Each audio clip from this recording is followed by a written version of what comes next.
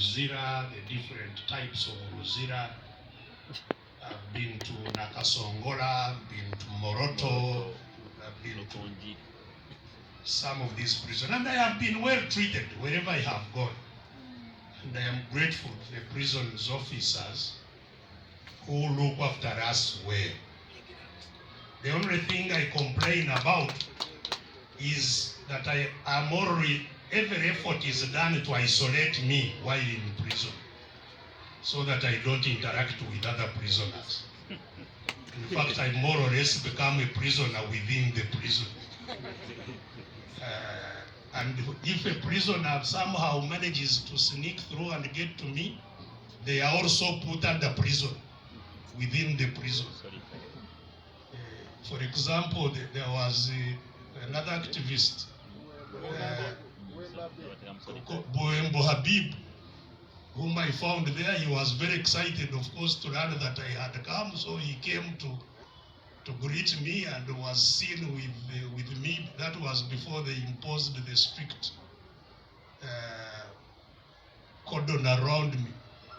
And that was the end of seeing him. He was taken to a prison, within the prison. So there is that, but otherwise, I think we are handled professionally and fairly. But there are very serious problems within the prisons. And I think it's important that we also talk about them. One of them is the inhuman overcrowding. Terrible overcrowding. People sleep on top of others, literally. And while I was in Maxon Bay, one of the prisoners died at night in the ward. And there is even no alarm system in the ward. So once there is a lockdown and prisoners are locked down at 4 p.m., everybody is locked down in their cell, in their wards, until 6:30 in the morning or 7 when they open. There is no communication between the ward and the administration. So even when there is an emergency within the inmates, the only form of alerting anybody is to make traditional alarm. Shout at the top of their voice until somebody hears and comes to. So one prisoner actually died while we were there.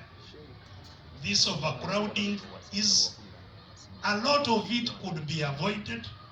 There are many people on remand on all kinds of minor offenses who have spent long periods of time on remand without getting a hearing,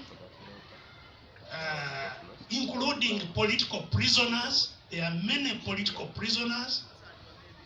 The prisoners who were arrested in 2020 during the campaigns, they are still there. Most of the political prisoners who are rotting in jails are managed by the court martial.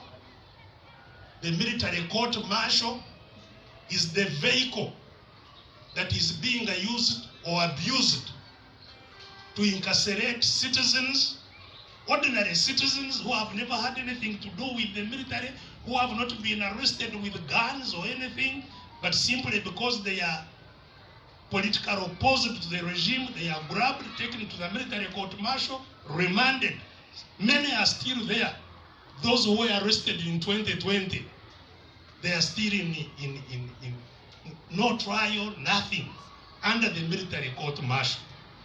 I found one in Maxon Bay called Muhaidin Kakoza. I think he's also known as Sanya.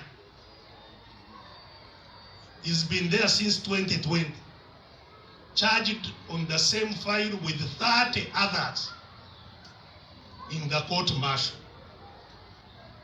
Now, I think this is a terrible thing that all citizens must be aware of and must challenge so that we put an end to it. Everybody is potential to suffering this kind of injustice.